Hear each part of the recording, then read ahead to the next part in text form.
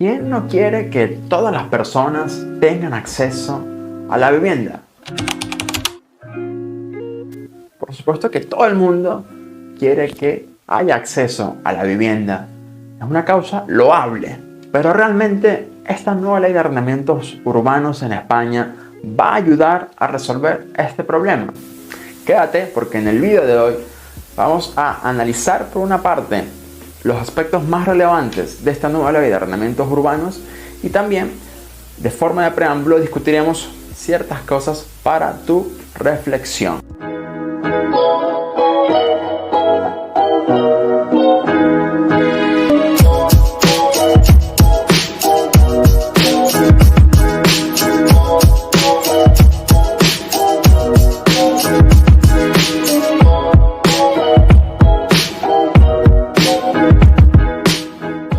Una cosa importante que a día de hoy, 20 de abril del 2023, aún no ha salido publicada en el Boletín Oficial del Estado esta ley, por lo que cuando eso ocurra en nuestro sitio web dejaremos un enlace aquí en este vídeo para que puedas ver el análisis detallado de los puntos que efectivamente han cambiado.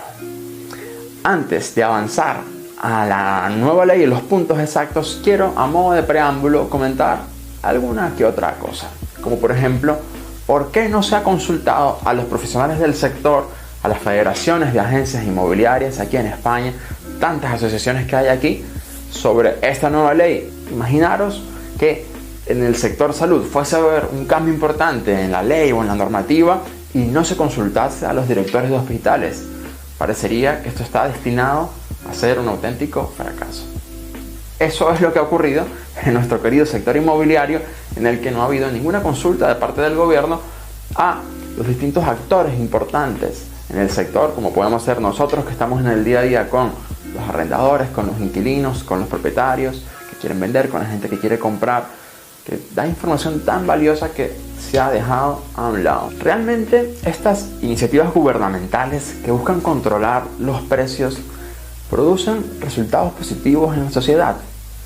Desde mi perspectiva, desde la antigüedad, imagínate, hace más de 1700 años, con aquel edicto romano sobre máximos de precios, se demostró que eso no produjo nada positivo para la sociedad. Y recientemente tenemos aquí numerosos ejemplos cerca de nuestra geografía, como han sido los límites de precios en Berlín y París. ¿Por qué se siguen implementando este tipo de medidas aquí en España? Ya quedará a juicio tuyo, mío y de todos. Es por qué se hace esto. Quizás, posiblemente tenga que ver con que vienen unas elecciones muy pronto y este tipo de leyes buscan eso, algún resultado electoral. Así que ahora sí, sin más, vamos a ver efectivamente qué puntos se han cambiado en la ley. El primer punto es que se ha cambiado la definición de gran tenedor. Se ha pasado a decir que un gran tenedor ya no tiene 10 viviendas, sino aquel que tiene 5. Así, de 10 a 5. Parece algo casi curioso esta forma de pretender clasificar o calificar a los distintos propietarios de viviendas. Te dejo también para ti a tu reflexión qué sentido puede tener esto y si realmente va a aportar algo. El segundo punto importante de la ley es que se ha seguido con la limitación de la actualización de los precios de la renta. Ya desde el año 2022 hemos venido con un límite establecido al 2%. Este 2023 se mantiene este mismo límite del 2%. En el 2024 se ampliará a 3% y posteriormente ya no ocurrirá más actualización por el índice de precios al consumidor, que es lo como hace muchos años se venía haciendo aquí, sino va a ser un nuevo índice que creará el gobierno.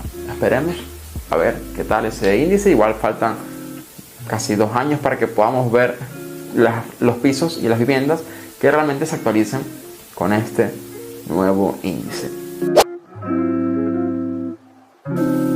El tercer punto es el límite de los precios de alquiler en las zonas determinadas como tensionadas.